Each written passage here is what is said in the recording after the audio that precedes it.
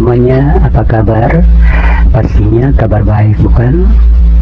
Bersama saya Romeo Dirk Junior di channel yang spesial membahas tentang video-video apologet Kristen dan video-video kesaksian Kristen yang berasal dari sumber-sumber data yang terpercaya dan valid. Video ini bertujuan hanya ingin mengedukasi penonton tentang apa yang dibahas sesuai judul video. Oke teman-teman sekalian, kali ini kita akan menyaksikan video yang diberi judul Shalom semuanya. Halo. Ya, Ardiansa, silakan buka kamera. Iya, mau tanya. Iya, silakan saudaraku. Yesus itu firman apa Tuhan? saudara sekalian. Untuk lebih jelasnya silakan menonton video berikut ini sampai selesai sehingga Anda bisa paham dan mengerti apa yang dibahas. Jangan lupa tinggalkan pendapat Anda di kolom komentar. Selamat menonton. Terima kasih. God bless you. Tuhan Yesus itu Allah yang Maha Kuasa, Tuhan pencipta langit dan bumi. Jadi Tuhan Yesus bukan sekedar firman. Tuhan Yesus itu sang firman yang adalah Allah itu sendiri, bro. Yohanes 1 ayat 1 sampai 14. Don't close your camera. Jadi sebelum adanya Yesus gimana? Mana ada sebelum adanya Tuhan Yesus? Tuhan Yesus itu sudah ada sejak dalam kekekalan. Maksud firman itu gimana? Maksud firman dalam Alkitab itu apa? Firman itu bisa ucapan, perkataan. Kan beda kan antara manusia sama Tuhan itu beda. Itu gimana, yuk? Apa? Antara firman kan ucapan yang dikatakan. Tapi ente mengatakan firman adalah Yesus. Itu gimana prinsipnya? Tuhan Yesus sang firman. Makanya dengar kalau saya menjelaskan. Iya, saya jelas. Tadi ente mengatakan Yesus itu firman. Tuhan Yesus sang firman, oi. Iya, sang firman. Sang firman dengan firman beda. Kalau sang firman yang berfirman, yang berkata-kata, yang empunya firman, pemilik firman. Paham sudah? Ngawur, ya elah. Ya elah, dikasih tahu ngomong ngayur. Kamu ini kan bertanya, bro, dikasih tahu. Sama Allah dikasih tahu katanya. Ini ngerti nggak orang sang itu, Dek? Si pemilik firman, bukan sekedar firman. Jadi kenapa oke. Yesus itu kok bisa mati? Ayo, kenapa Yesus itu kalau dia sama kenapa dia masih? Sedangkan Allah itu kekal, tidak mati. Ayo. Tuhan Yesus tidak kekal. Mati, kenapa Yesus itu bisa mati? Tuhan Yesus itu kekal. Ayo kemana? Kenapa dia kok bisa mati? Katanya menembus dosa lah, gitulah ya. Ya menebus kamu dari kematian, bro. Katanya Tuhan itu tidak mati. Terus pas Yesus mati itu siapa yang disembah? Siapa yang mencabut nyawa Yesusnya? Oke, Ardiansa, gue mau tanya sama lo. Kamu kan kalau mati rohmu hidup nggak? Rohnya hidup, tapi ada yang mencabut gitu kan. Tapi kalau Tuhan tuh yang mati, siapa yang mencabutnya gitu loh? Sabar dulu, bro. Ayo kemana? Kalau dengar dulu, Ardiansa. Yang mencabut roh Yesus itu siapa? Yang mencabut roh Yesus itu siapa? Katanya dia Tuhan. Berarti ada selain Tuhan gitu loh. Iya, si Ardian sih, ayo kemana? Ayo. Ya, ayo, aku aja lah yang ngajak kamu. Ayo ke surga, yuk. Ke surganya Tuhan Yesus. Tuhan Yesus ada surga. Loh, kan Tuhan Yesus pemilik surga, bro. Toleransi, bukan toleransi. Oke, jadi gini, Ardiansa. Saya mau tanya sama kamu. Kalau tubuhmu Ya. mati, rohmu tetap hidup enggak? Ya tetap. Pintar Ya. kamu. Tepuk Ya, tangan yang buat saya tanya, Ardiansa. siapa yang mencabut rohnya Sabar Yesus dulu. itu siapa? Tunggu, sabar. Masa Yesus sendiri Oke. mau mencabut dia sendiri? Iya, Tuhan Yesus yang menyerahkan nyawanya sendiri, yang melepaskan rohnya dari tubuhnya, makanya tubuhnya mengalami kematian. Diserahkan Tapi sama kamu siapa? Yuk. tunggu dulu. Diserahkan sama siapa? Oh iya, ya cepat. Iya, harus sabar Ya, nih menjawab si Ardiansa ya. ini. Ardiansa, kalau kamu yang melepaskan, dengar dulu, jangan cekikikan mulu. Iya. Dengar. Iya, Kalau iya. kamu aduh, gimana lawak macam ini, woi. Cepat. Siap. Lanjut. Dengar dulu, bro. Jangan cekikikan cengengir mulu, Ya, nanti cantik. ditanya nggak bisa jawab. Oke, jadi gini, Ya, cantik. Ardiansa, kamu bisa nggak melepaskan nyawamu sendiri dengan mengatakan gini, aku melepaskan nyawaku, lalu kamu tiba-tiba, Dep, bisa kau begitu?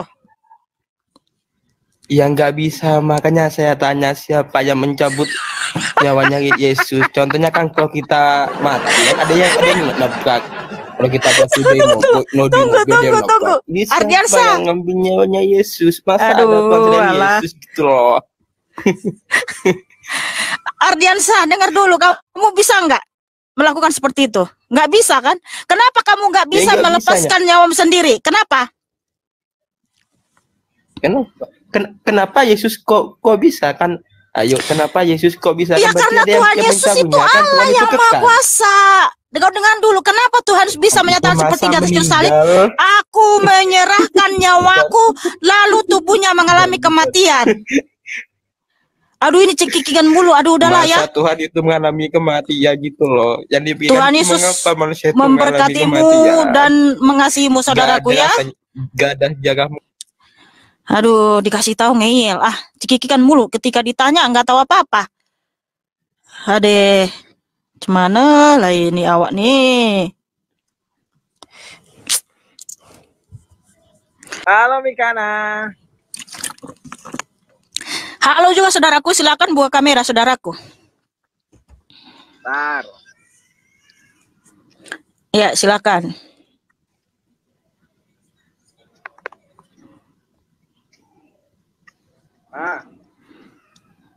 Iya, silakan saudaraku. Jadi gini ya. Ini aku bertanya, selamat malam Kak Mikana. Ya, selamat malam. Selalu. Semoga Jangan selalu suka juga. marah-marah. Emang mana ada kau marah-marah? Iya. Nah, gini pertanyaannya. Apa itu? Kalau misalkan nih, jika boleh pakai misalkan ya.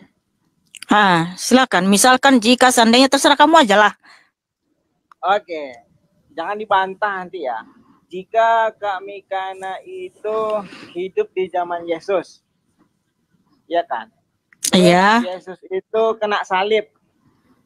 Kira-kira apa yang Kak Mikana lakukan? Menyelamatkan Yesus kah? Atau membiarkan Yesus kena salib? Seandainya saya ada di zaman penyaliban, Iya. apakah saya akan mengasihani Tuhan Yesus, menyelamatkan Tuhan Yesus, atau membiarkan? Iya.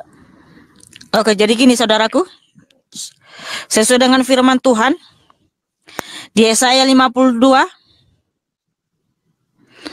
ayat Yesaya 53, sorry ya.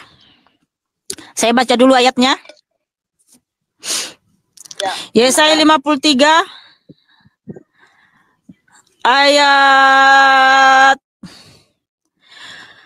3 ya sampai 5 dulu saya baca ya. Ia dihina dan dihindari orang, seorang yang penuh kesengsaraan dan yang biasa menderita kesakitan. Ia sangat dihina sehingga orang menutup mukanya terhadap dia. Dan bagi kita pun dia tidak masuk hitungan. Tetapi sesungguhnya penyakit kitalah yang ditanggungnya, dan kesengsaraan kitalah yang dipikulnya. Padahal kita mengira dia kena tulah, dipukul dan ditindas Allah. tetapi dia tertikam oleh karena pemberontakan kita. Dia diremukkan oleh karena kejahatan kita. Ganjaran yang mendatangkan keselamatan bagi kita ditimpakan kepadanya, dan oleh bilur-bilurnya kita menjadi sembuh. Nah, jadi Tuhan Yesus, nggak usah dipotong ya. Tuhan Yesus tersalib oleh karena kejahatan kita, oleh karena pemberontakan kita. Sebab Roma 3:23, semua manusia telah berdosa dan telah kehilangan kemuliaan Allah. Nah, walaupun saya hidup di zaman sekarang, saya juga ikut menyalibkan Tuhan Yesus. Saya juga ikut ya menikam Tuhan Yesus karena saya orang berdosa. Sebab Tuhan Yesus tersalib oleh karena dosa seluruh umat manusia di dunia ini, dan semua manusia sudah berdosa dan telah kehilangan kemuliaan Allah. Jadi ngapain kamu tanya, seandainya kamu ada di zaman itu, apakah kamu ingin menyelamatkan, membiarkan? Loh, orang saya ikut menyalibkan Tuhan Yesus. Tuhan Yesus tersalib oleh karena dosa-dosa saya. Tolong saudaraku hormati orang mau menjelaskan ya. Kamu di sini bertanya, bukan mau cikikikan. Siap Kak. Maaf Pak. Iya dong, tolong hormati ya. Hah? Siap. Lanjutkan. Jadi begitu saudaraku ya. Tuhan Yesus tersalib oleh karena dosa-dosaku. Nah, apa yang kulakukan sekarang? Bertobat. Sebab ada firman Tuhan di 2 Petrus 3 ayat 9. Tuhan tidak lalai menepati janjinya, tetapi ia sabar terhadap kamu, karena dia tidak menghendaki satu orang pun binasa, melainkan supaya semua orang bertobat dan datang kepadanya. Nah, saya datang bertobat sama Tuhan Yesus. Saya bilang, Tuhan Yesus ampuni saya. Oleh karena dosa-dosa saya engkau tersalib. Oleh karena pemberontakan saya engkau tersalib. Ampuni saya Tuhan. Ampuni saya. Hapuskanlah segala dosa-dosaku. Sehingga Tuhan Yesus memberikan darahnya yang kudus, darahnya yang suci untuk pengampunan dosa-dosaku, dan saya selamat. Dan secara otomatis saya menjadi anak-anak Allah. Saya anak kerajaan surga, dan surga sudah diberikan Tuhan Yesus samaku. Dan juga siapapun yang percaya kepada Tuhan Yesus dan mau bertobat datang kepadanya. Tetapi orang yang tidak mau bertobat, orang yang mengeraskan hatinya, orang yang mengolok-olok Tuhan Yesus, maka dia binasa.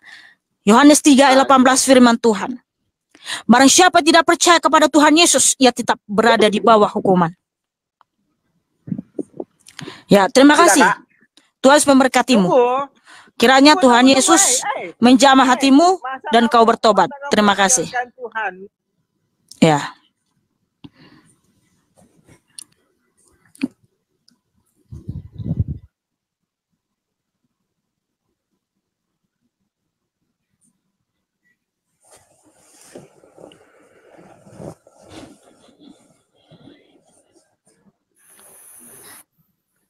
Selamat malam Juna. Selamat malam. Mau tanya sedikit. Iya. Ini kan Yesus itu penunjuk jalan kita menuju akhirat ya. Adakah dia menunjukkan ketika kita setelah mati kita harus ngapain? Kasarnya ngomong ngapain gitu.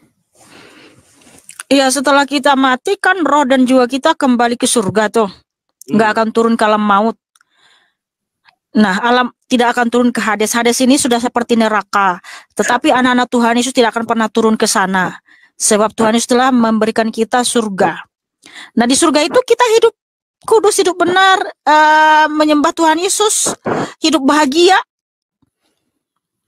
Gampang itulah berarti. Kamu pikir gampangan masuk surga? Harus melalui Tuhan Yesus.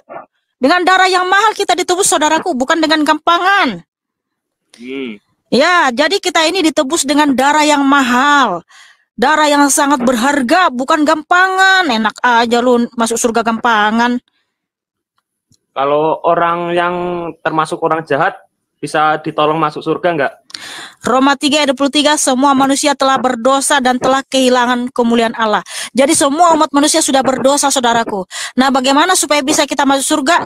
Datang pada Tuhan Yesus, mengaku dosa-dosa, ya, 1 Yohanes 1 ayat 9, Tuhan berfirman, jika kamu mengaku dosamu, maka aku setia dan adil, sehingga aku mengampuni segala dosa-dosamu dan membersihkan engkau dari segala dosa-dosamu, ya, dengan darahnya yang kudus. Nah, ketika kita bertobat datang kepada Tuhan Yesus, kita menjadi ciptaan yang baru, surgalah tempat kita. Nah, hiduplah kudus, hiduplah benar di dalam Tuhan Yesus, saudaraku. Berarti selaginya kita percaya, itu walaupun kita berbuat jahat. Oh, saudaraku. No, sekarang kan dulunya kita manusia berdosa nih, ya. Kita manusia berdosa, ya.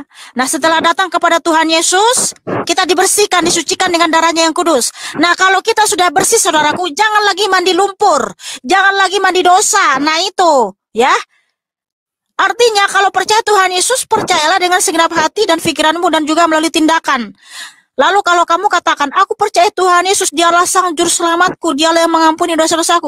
Lalu kamu masih hidup dalam dosa, artinya kamu pendusta dan penipu. Kamu gak pernah percaya pada Tuhan Yesus, tidak pernah datang pada Tuhan Yesus. Jadi kalau kamu sudah dibersihkan, sudah bersih, sudah wangi, sudah harum, masa lagi kamu pergi ke lumpur, ya, mandi kotoran, mohon maaf? Ya gak mungkin lah, itu hanya orang nggak punya pikiran yang seperti itu, saudaraku. Nah, kalau kita orang cerdas, kita sudah dibersihkan dengan darah Kristus, ya jangan lagi mandi itu, mandi lumpur, mandi dosa, janganlah. Tapi nggak bisa disangkal kalau di dunia ini. Betul, saudaraku, saya tahu. Nah, Tuhan Yesus Kristus, ya, menyatakan Dia memberikan kita penolong, yaitu Roh Kudus. Itu Roh Tuhan Yesus. Penolong inilah yang menguatkan kita, menginsafkan kita akan dosa. Nah, sehingga yang percaya kepada Tuhan Yesus setelah dia dibaptis dan datang dengan sepenuhnya kepada Tuhan Yesus, Roh Kudus akan selalu memberikan kita kekuatan untuk kita bertobat setiap hari, ya.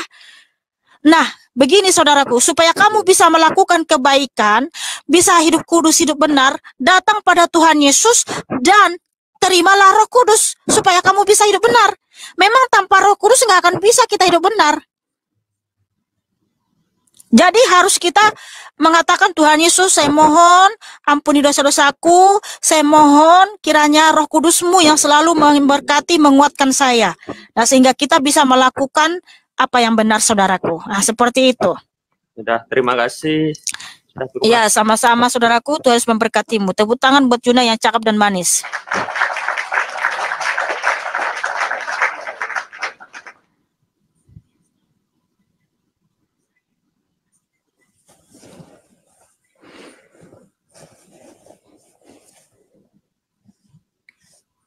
Bukan mandi wajib.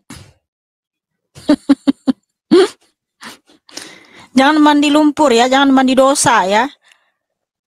Hidup dalam kebenaran, hidup dalam Tuhan Yesus, saudaraku.